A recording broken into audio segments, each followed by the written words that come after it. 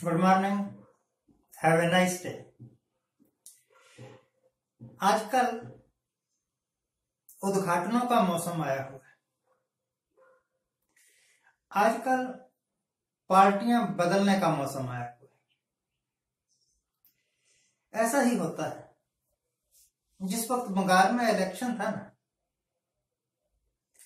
उस वक्त बहुत सारे लोगों ने यह सोचा कि बीजेपी जरूर जीतेगी, तो ममता बनर्जी की पार्टी को छोड़कर धड़ाधड़ बीजेपी में शामिल हो गए। और हुआ वैसा है नहीं। स्पेकुलेशन थी, अंदाजा था कि बीजेपी जीतेगी और हम बीजेपी में शामिल हो जाएंगे। बीजेपी के राज में हम भी कुछ धन दौलत बटोर लेंगे। नहीं हुआ वैसा। जीत गई ममता बनर्जी।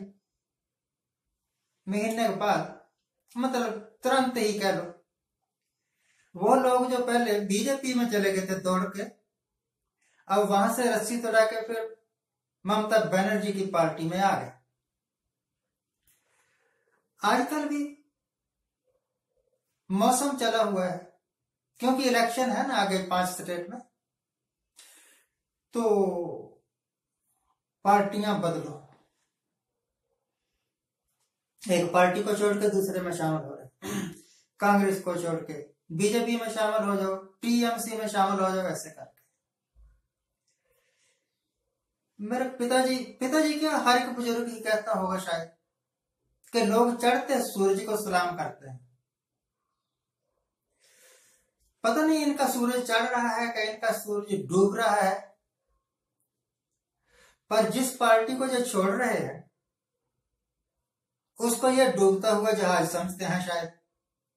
और जिस पार्टी में ये ज्वाइन कर रहे हैं, इनको लगता है कि ये पार्टी तो जरूर ही हमें मंत्री तो बना ही देगी, और कुछ नहीं तो शायद मुख्यमंत्री ही बन जाए। क्या पता मुकद्दर का कब खुल जाए। आज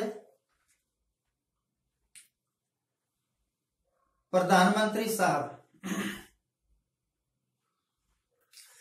यूपी में जेवर नाम के एक एयरपोर्ट का उद्घाटन करने वाले।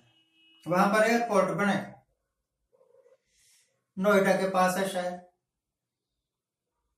मुझे समझ आता है कि नोएडा से दिल्ली ज्यादा दूर तो है नहीं, तो दिल्ली में पहले ही 2 एयरपोर्ट है, 2-3 airport.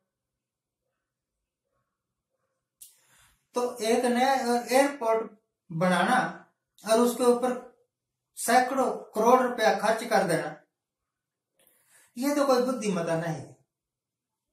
This is the wastage of money. और मनी कौन सा? जो टैक्स पेयर ने टैक्स देके सरकारी खजाने में जमा किया। ऐसे मत समझ लेना कि सिर्फ इनकम टैक्स देने वाले ही टैक्स देते हैं। जो पेट्रोल खरीदते हैं, डीजल खरीदते हैं, इवन के नहाने वाला साबुन खरीदते हैं, पेन खरीदते हैं, पेंसिल, कॉपी, सब कुछ इनके ऊपर टैक्स लगता है। कपड़ा तो खरीदते ही हो आप, उसके ऊपर टैक्स लगता है। चाय के ऊपर टैक्स, चीनी के ऊपर टैक्स, तेल के ऊपर टैक्स, हर एक चीज के ऊपर टैक्स लगता है। तो इस देश का कोई भी बाशिंदा हो, वो एक टैक्स पेयर है। टैक्स पेयर के द्वारा दिया गया पैसा सरकार को उजाड़ने का पूरा हक है भाई, वो उजाड़ रहे। अदरवाइज इस एयरपोर्ट का, जिसका आज उद्घाटन होने वाला है, कोई तुक नहीं है, कोई जरूरत नहीं। और इलेक्शन के दिनों में जो उद्घाटन होते हैं, कई बार उद्घाटन ही रह जाते हैं। वहां पर ना बिल्डिंगें बनती है, ना काम शुरू होते हैं। वो कानपुर, नागपुर, कुछ ऐसा नाम है। वहां पर एक बहुत बड़ा नागपुर कार्गो प्रोजेक्ट शुरू होना था, कई बार अनाउंस हुआ। उसके नाम पर पैसे भी सैंक्शन हो गए, जमीन भी खरीद ली, मतलब एक्वायर कर ली। सरकार खरीदती थोड़ी, एक्वायर कर लेती है। हजारों लोग बेघर कर दिए, हजारों गांव, सैकड़ों गांव खत्म कर दिए। आज तक नहीं बना वो कार्गो पोर्ट या क्या था वो। तो ये जो 2 महीने है ना अगले, हर रोज किसी ना किसी चीज का उद्घाटन करेंगे प्रधानमंत्री साहब, और ज्यादा करके उद्घाटन यूपी में होंगे, बाकी थोड़े बहुत दूसरे पंजाब में हो गए। ज्यादा करके टारगेट यूपी है, क्योंकि यूपी से ही ज्यादा एमपी निकलते हैं। यूपी बहुत बड़ी स्टेट है ना, उत्तर प्रदेश। तो मौसम बहुत देर पहले, जिस वक्त शायद मैं 11वीं में पढ़ता था, प्री यूनिवर्सिटी में पढ़ता था, उस वक्त एक फिल्म बनी थी, उसमें एक गाना था, अरियो सुल्ताना रे प्यार का मौसम आया। तो प्यार का मौसम नहीं आया, उद्घाटनों का मौसम आया, पार्टियां बदलने का मौसम आया।